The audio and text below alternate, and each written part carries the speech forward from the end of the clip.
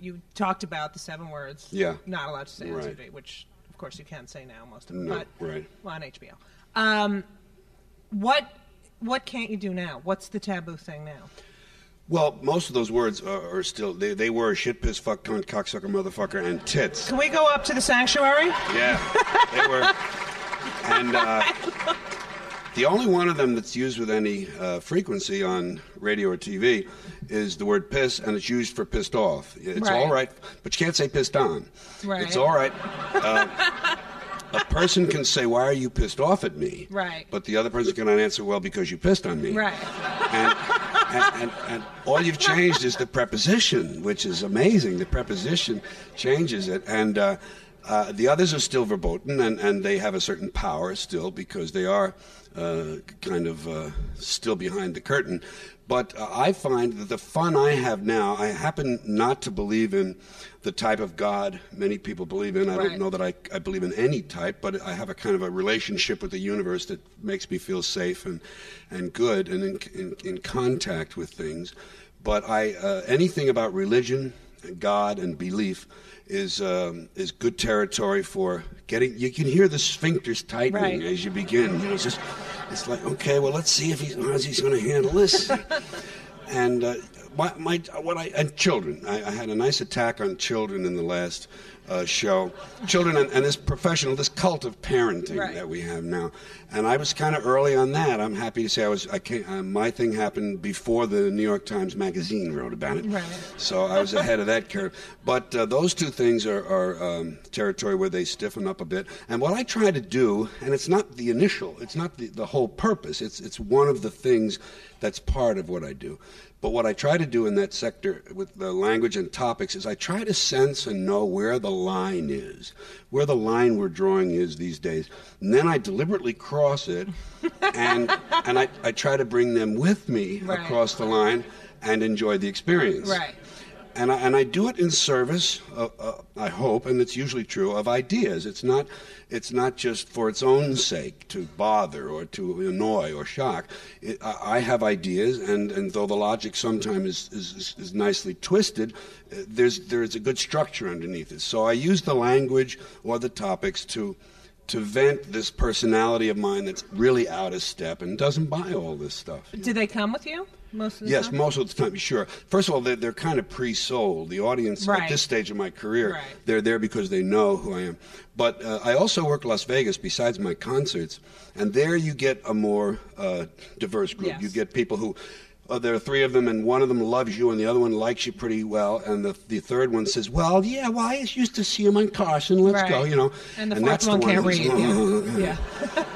But you notice it more in a place like that. But and when you go to someone's hometown and you're in a theater that evening, Friday night, Saturday night, they've looked forward to it, and they're kind of geared toward accepting and liking what you do. Even Right. if you bother them a little bit, they'll say, well, you know, he's all right. He did a good job with it. You Right, know? but it was in the beginning. It wasn't like, was it? No. Well, but you see, when I first started with this, let's call them risky topics or Right. whatever, when that period started in the early 70s, here's what happened. You see, the little guy, the youngster who wanted to be like Danny Kaye, discovered something. I was in 1967, which was the summer of love, so-called, when that cultural revolution was really maturing. I was in the depth of this kind of discontent. I was in nightclubs with people who, for the most part, some of them knew me a little bit, but it was always I'd open for the singer, you know, and I'd do these cute little things, and I just knew I wasn't being true to myself. And other things were turning and churning in me, and I sort of, in a manner of speaking, I looked around one day, and here was an entire counterculture building to the younger side of my age line. I was 30 in 1967. The people I was entertaining were 40 plus. Their children were 20. I was right in the middle of it, Right. and my heart and soul and my mind were really with the younger people, with the generation that had these ideas of more freedom and less restriction, which was what I had Right. lived for all my life. So I finally got so discontented with this, I was able to turn and say, well, at least there's a place for me. It's not like this didn't exist, and I had to say, well, this is going to drive me crazy the rest of my life, or I'll quit it. Right. I said, wait a minute, there are people here that might understand some of the things I want to say, and I began to write in that direction, and I finally had a breaking point, and slowly I was able to shift the career to the colleges and the coffee houses. Right, you moved from these traditional clubs into... It took about 2 years, and it happened in public. It wasn't one of those things, going up on the mountain and coming back.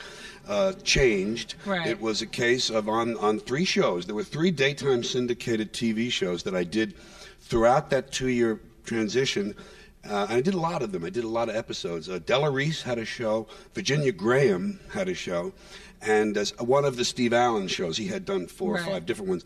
And Virginia Graham was a real shit stirrer. She just loved to get you. She got me to talk about smoking pot on TV. And Henry Mancini. She got Henry Mancini to cop out to being a pot smoker on TV. So she and I liked that because I got a chance to explain what was happening to me on a talk show.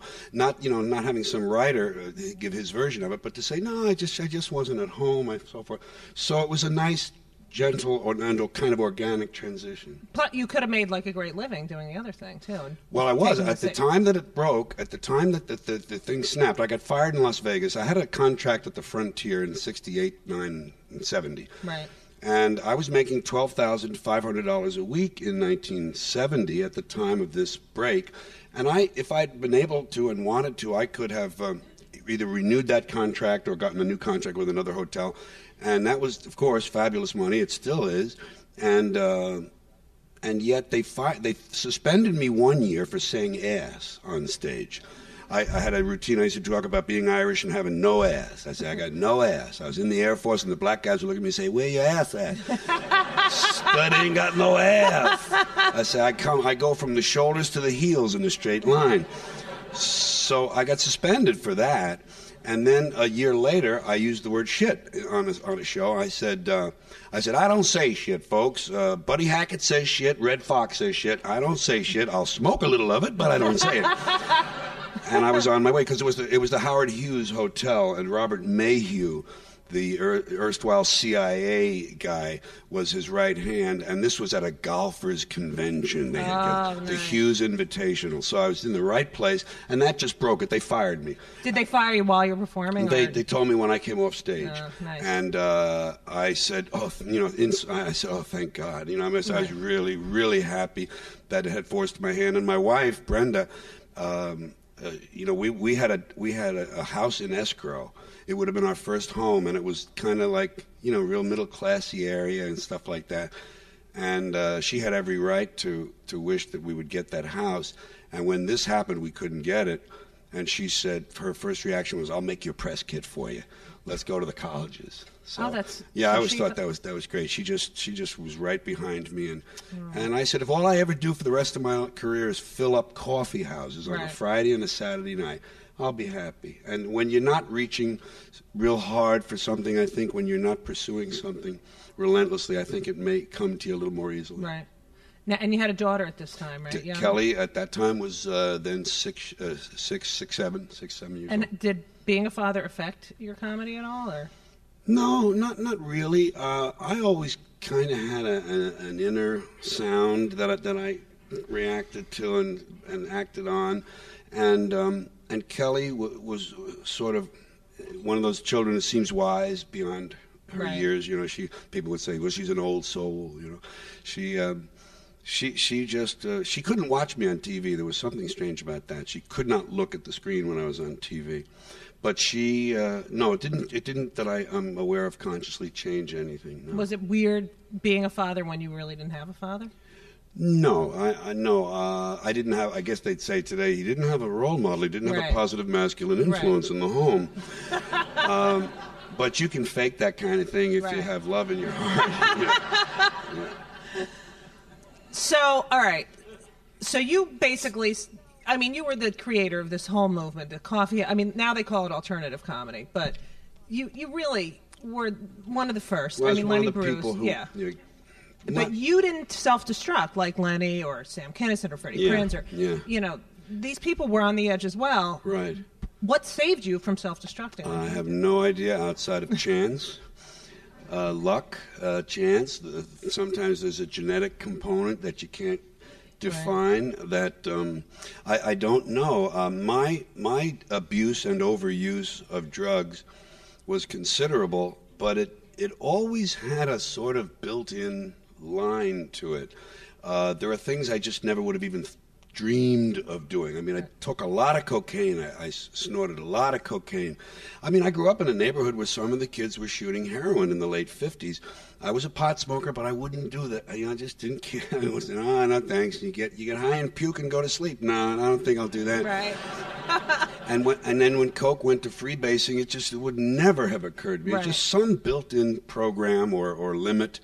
You could sense the danger in what you were doing, and that was probably part of the attraction. But there was a self-limiting thing at work. I don't know. I can't explain it.